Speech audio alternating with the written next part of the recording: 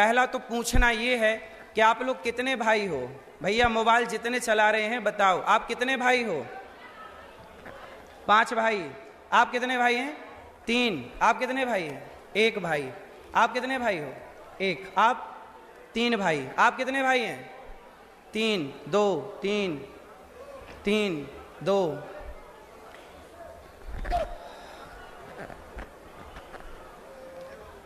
भाइयों को नहीं पहचान पाए आप? हम सनातनी, यहां 2 बातें मैं कहूंगा। हम सनातनी एक तरफ 4 भाई हैं और सबको जोड़ लें तो 8 भाई हैं। 4 भाई कौन? हमारे सनातन में वेद की परंपरा है, ब्राह्मणों से मुखमासी द्वाहु राजन्यः कृतः ऊरु तदस्य जदवैश्यः पदभ्यांगुं शूद्रो अजायत। हमारे यहाँ कहते हैं भगवान के मुख से ब्राह्मण प्रकट हुआ, भगवान की भुजा से क्षत्रिय, और भगवान के जांग से वैश्य, और भगवान के चरण से शूद्र। तो ये बताओ, ब्राह्मण क्षत्रिय वैश्य शूद्र, हम चारों के पिता कौन हैं? बोलो। एक ही पिता है? एक ही पिता है? जब हम एक पिता की संतान हैं तो हम कितने भाई हो गए? कितने भाई हो गए? 4। ब्राह्मण क्षत्रिय वैश्य शूद्र क्या आपस में लड़ने के लिए बने हैं? फूट डालो शासन करो का नारा अंग्रेजों ने दिया था। यदि हम आपस में लड़ गए तो अंग्रेज शासन करने फिर आ जाएंगे, मुगल शासन करने फिर आ जाएंगे। क्या हमें आपस में लड़ना चाहिए? लड़ना चाहिए? तो आप ये मत कहा करो कि 2 भाई हो 3 भाई हो, ये कहा करो हम सनातनी 4 भाई हैं। कितने भाई हो? 4। अब 4 और सुन लो।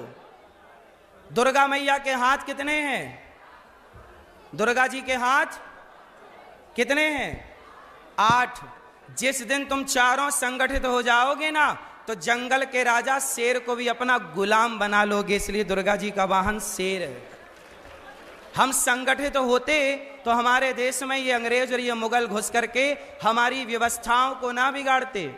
अभी भी सुधार हो सकता है, हम संगठित हो जाएं। अभी भैया जी ने बताया कि बांग्लादेश में क्या हुआ, पाकिस्तान में क्या हुआ। मुझे एक बात बताओ, हम 4 तो हैं, ब्राह्मण क्षत्रिय वैश्य शूद्र, ये जातियां व्यवस्था के लिए बनी थी, छुआछूत ऊंच नीच के लिए नहीं बनी थी। हम 4 और हैं, हिंदू, जैन, सिख और बौद्ध, ये भी 4 हैं। अब बताइए कि पाकिस्तान में क्या सिख सुरक्षित हैं? क्या जैन सुरक्षित हैं? क्या बौद्ध सुरक्षित हैं? क्या हिंदू सुरक्षित हैं? यदि हम ये चारों भी अलग अलग हो गए तो आप सिखों से पूछो, जैनों से पूछो, बौद्धों से पूछो, हिंदुओं से पूछो कि तुम चारों लड़ गए तो क्या पाकिस्तान में तुम सुरक्षित हो? क्या बांग्लादेश में जैन सुरक्षित है, बौद्ध सुरक्षित है और सिख सुरक्षित है? अरे हम चारों संगठित जहां होंगे वहीं सुरक्षित रहेंगे, और चारों बिखर गए तो कोई भी। एक शेर बूढ़ा हो गया जंगल में, 2 शेर साथ में रहते थे, बड़े दोस्त थे, और दोनों में से एक छोटी सी बात पे कहा सुनी हो गई दोनों शेरों की, और दोनों शेर अलग अलग हो गए। अब एक शेर हो गया बूढ़ा, तो बूढ़े शेर पे ना जंगली कुत्तों ने आक्रमण कर दिया, और जंगली कुत्तों ने कहा कि शेर को खाएंगे। और जब शेर को जंगली कुत्तों ने घेर लिया तो वो उसका जवान मित्र शेर दौड़ करके आ गया। वो कुत्तों ने कहा कि तुम्हारी तो लड़ाई चल रही थी इससे, तुम क्यों इसकी मदद करने आए, मर जाने दो। तो शेर ने कहा, जवान शेर ने कहा कि हमारी आपस में लड़ाइयां हैं, पर इसका मतलब ये नहीं कि हमारी लड़ाइयों का फायदा ये कुत्ते उठाने लग जाएं।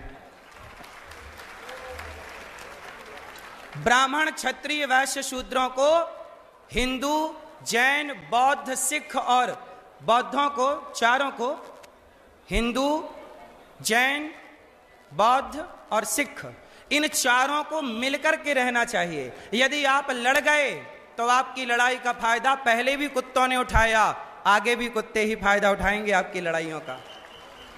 तो पहला तो ये सीखो कि हम कितने भाई हैं, 4, और चारों को मिलके रहना है। वरना ना तो कश्मीर से हिंदू खदेड़े गए, क्या वहां पे जैन बचे? जब खदेड़ा गया वहां कोई जैन परिवार रहा होगा तो उसे भी तो खदेड़ा गया होगा, उसकी बहन बेटी के साथ भी तो बलात्कार हुआ होगा।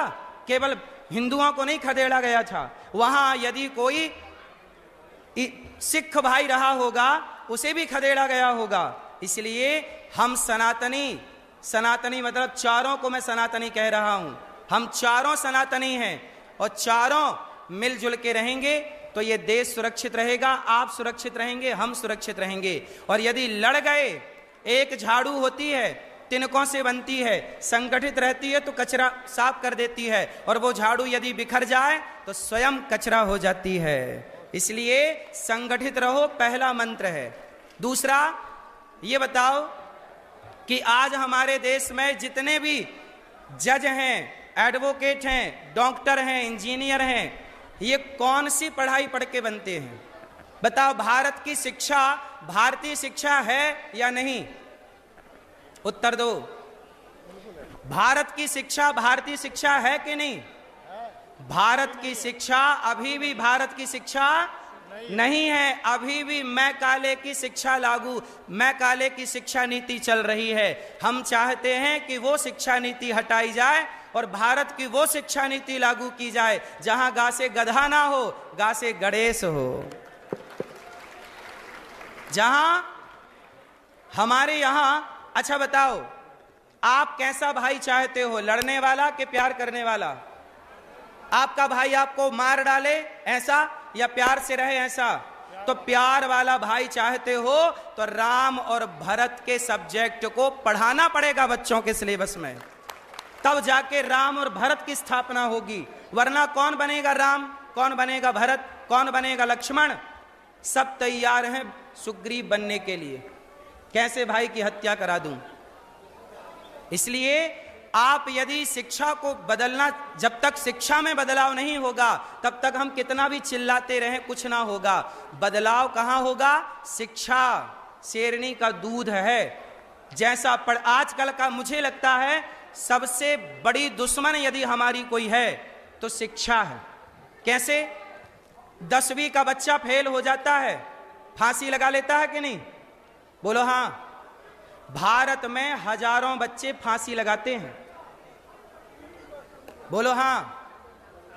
इसलिए भारत की शिक्षा कैसी होनी चाहिए? भारत की शिक्षा डिप्रेशन देने वाली ना, तनाव चिंता देने वाली ना। भारत की शिक्षा हमारी कैसी हो? जहां मातृ देवो भव पितृ देवो भव, और हमारी शिक्षा हमें आनंद देने वाली हो। विद्या ददाति विनयम, विद्या क्या देती है? नम्रता, विनय। इसलिए हम ऐसी शिक्षा लाएं जिस शिक्षा में भगवत गीता हो, राम का आदर्श हो, कृष्ण का आदर्श हो, हमारे पूर्वजों का इतिहास हो। बाबर अकबर ही क्यों पढ़ें, हम शिवाजी और पृथ्वीराज और झांसी की रानी क्यों ना पढ़ें मन लगा के?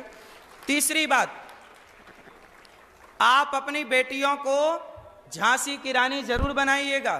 केवल अपनी बेटियों को डिग्रियां दिलाते रहिए, डिग्रियां दिलाते रहिए। डिग्रियां काम ना करेंगी। जब कश्मीर से खदेड़े गए तब डिग्रियां किसी की काम नहीं आई, इसलिए खदेड़े गए, भाग गए। मुझे लगता है भाग जाने से बेहतर है थोड़ा लड़ना था, अपना अधिकार लेना था, लड़ना था। कहां जाओगे भाग के?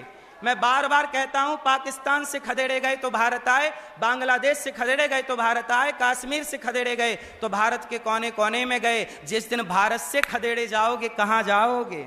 इसलिए अपनी बेटियों को झांसी की रानी बनाओ और अपने बेटों को शिवाजी बनाओ। हमारे यहाँ भगवान श्री कृष्ण ने अर्जुन को गीता सुनाई और गीता सुनाने के बाद भगवान ने कहा, अर्जुन उठा गांडीव, क्योंकि ये दुर्योधन, ये दुशासन, ये गीता की भाषा नहीं समझेंगे, ये गांडीव की भाषा समझेंगे। जो जिस भाषा में समझे उस भाषा में समझाने का नाम सनातन है।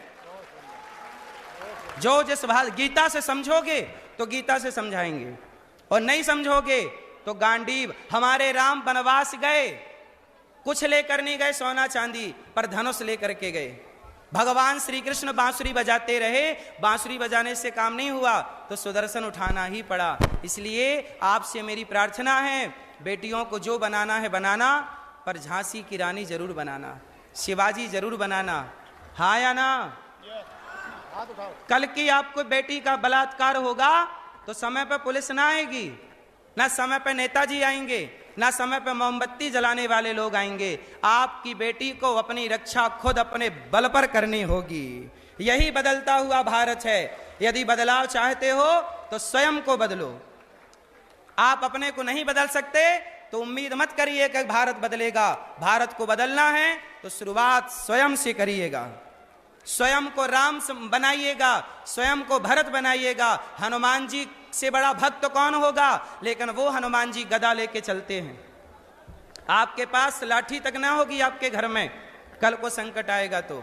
इसलिए आत्ममंथन की जरूरत है। और स्कूलों के भरोसे मत रहिएगा। अपने बच्चों को घर पे, शिक्षा तो स्कूलों में है, संस्कार देना सीखिए बच्चों को। बहुत कुछ कहना है पर समय अभाव है। सभी संतों के श्री चरणों में दास अनिरुद्ध का कोटि कोटि दंडवत प्रणाम। और मुझे लगता है कि इस देश की सबसे बड़ी ताकत ये संत हैं। आज ये संत ना होते तो ऐसी बातें इस मंचों से ना होती।